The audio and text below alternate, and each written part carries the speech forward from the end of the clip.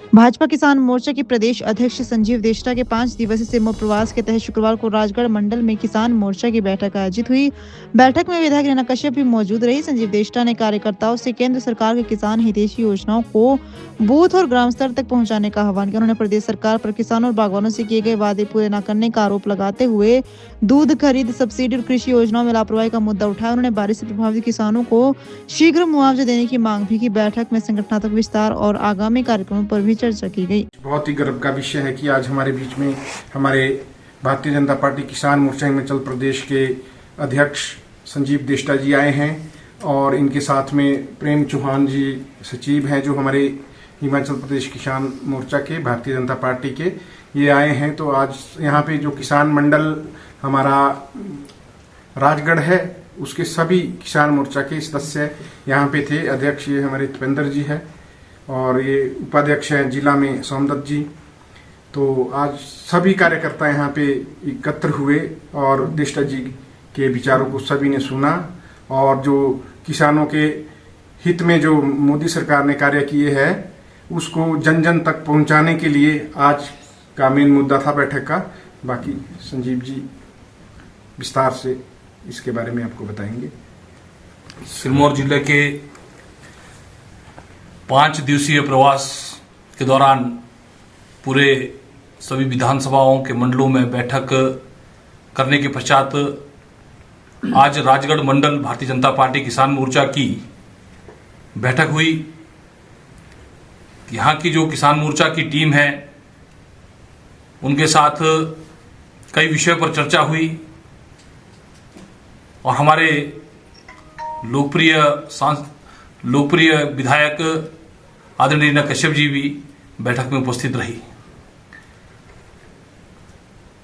आदरणीय नरेंद्र मोदी जी द्वारा जिस तरह से किसान कल्याण के लिए योजनाएं बनाई गई है उन योजनाओं का धरातल पर कैसे पहुंचाया जाए और उन योजनाओं का सही लाभार्थियों तक लाभ मिले, उस हेतु आज किसान मोर्चा की इस बैठक में कार्य विभाजन की दृष्टि से सभी बूथों पर और सभी ग्राम केंद्रों पर इस मंडल के कार्यकर्ताओं ने अपनी योजना बनाई और प्रदेश में चल रही बारूद के ढेर पर खड़ी झूठ के पुलंदे की कांग्रेस सरकार की जो 10 गारंटियां थी वो गारंटी एक भी आज तक पूरी नहीं हुई। इसकी भी यहां पर चर्चा हुई जहां हम एक तरफ मोदी जी की उन कल्याणकारी नीतियों को जन जन तक पहुंचाने का काम कर रहे हैं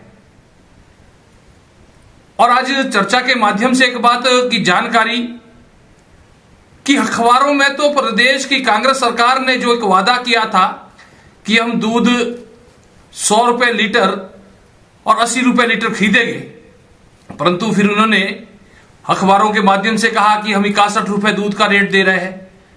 परंतु जब धरातल पर जानकारी मिलती है, किसानों बागवानों से यहां पर बातचीत हुई, पशुपालकों से बातचीत हुई कि गोबरों के ढेर लगे हुए हैं, ना तो 2 रुपए किलो गोबर खरीदा है और दूध के जो रेट है 61 रुपए तो सिर्फ कागजों में है, जो सिर्फ अखबारों में है, और अभी सिर्फ 47 रुपए वो भी अगर प्रॉपर इसमें फैट है उसका दे रहे हैं। उसकी जो भुगतान भी 3-4 महीने बाद हो रहा है। मैं प्रदेश सरकार से पूछना चाहता हूं, क्या आपने किसानों से किए गए वादे, किसानों को फसल की कीमत स्वयं किसान तय करेंगे? आज किसानों की यह हालत हुई है और भारतीय जनता पार्टी के समय में मैं राजगढ़ में देख रहा था, चारों तरफ यहां पर पॉली हाउसेज लगे हैं। पॉली हाउसेज की सब्सिडी नहीं मिल पा रही है जो 80% सब्सिडी प्रदेश सरकार देती थी और आदरणीय जयराम ठाकुर जी के समय में पॉली हाउस की जो रिपेयर होती थी उस पर भी सब्सिडी मिलती थी। वो सब्सिडी तो दूर की बात, और जो 80% सब्सिडी मिल रही थी वो भी नहीं मिल रही है। और ओलावृष्टि से बचने के लिए जो हेल नेट लगते हैं, हेल नेट के इन्होंने एग्रीकल्चर में तो पोर्टल ही बंद कर दिए और किसी भी तरह के कृषि उपकरण जो किसानों को मिलते हैं सब में सब्सिडियां इन्होंने बंद कर दी है। सिर्फ इन्होंने अपने चेयरमैन बनाने की लाइन लगा रखी है और किस तरह से गुंडागर्दी का माहौल पूरे प्रदेश में बना हुआ है। और 2-3 दिन से जो बारिश हो रही है, इस बारिश के कारण कितना नुकसान यहां हुआ है, पहले भी बरसात के समय में जो नुकसान हुए थे उसकी आज तक भरपाई नहीं हुई। अभी भी जो 2-3 दिन से बारिश, यहां पर भारी बारिश हो रही है, तो अभी भी जो नुकसान हुआ है इसका आंकलन कौन करेगा? मैं प्रदेश की सरकार से पूछना चाहता हूं, और मैं प्रदेश की सरकार से भी पूछना चाहता हूं। आपने युवाओं को रोजगार देने की बात कही, आपने ओपीएस की बात कही, कब तक आप अपनी इन 10 गारंटियों को पूरा करेंगे? क्योंकि 1 साल के अंदर आपकी तो अपनी गारंटी खत्म होने वाली है।